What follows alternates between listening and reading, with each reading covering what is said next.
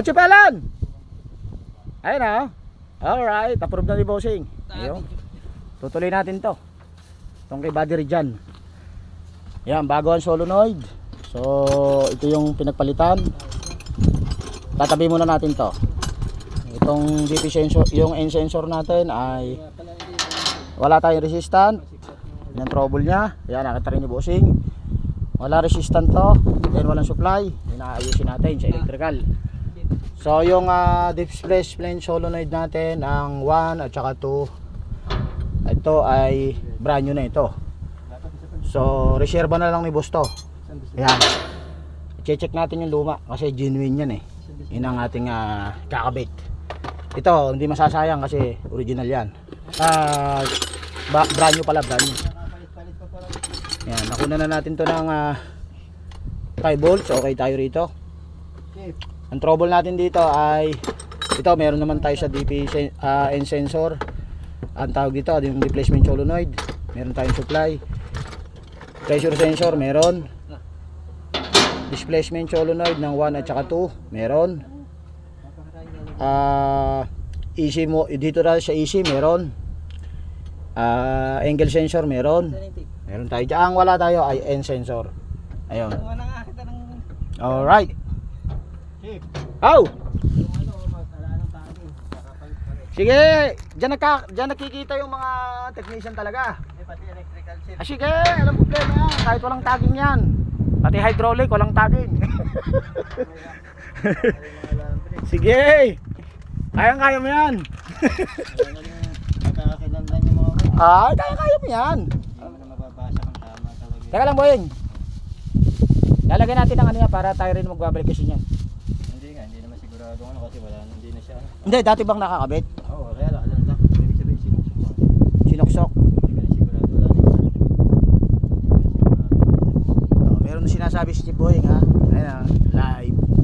Sinasabi si Chip Boyeng, hindi na raw kabisado yung ano, hindi na raw ano yung mga tagging. Alam number. Ayun.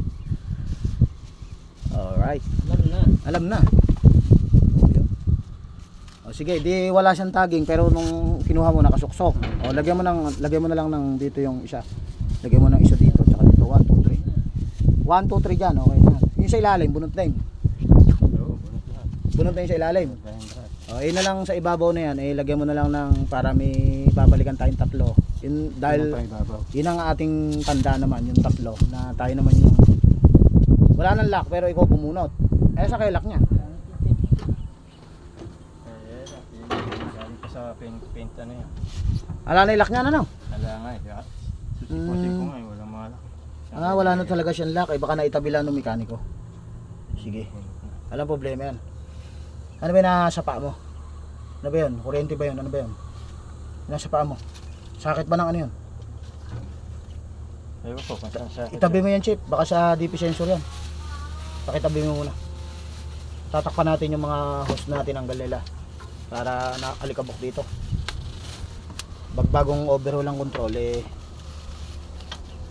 matagal na baka hindi tayo makabalik agad dito kay Bossing yeah.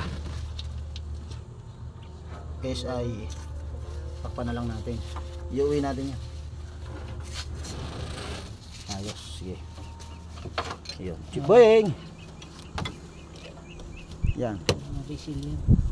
So tinatakpan natin yung mga hose at baklas na to. So maalikabok dito dahil nasa kuwari.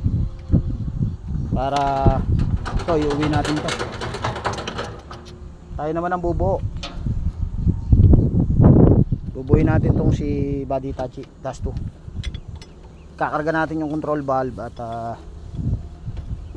iuwi natin yung MC tsaka yung EC. Yan. Kukontinue natin yung body. Yan.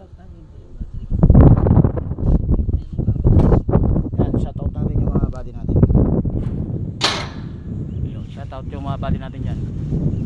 Mga body natin dito sa Bataan. Dito kami ngayon sa Bataan.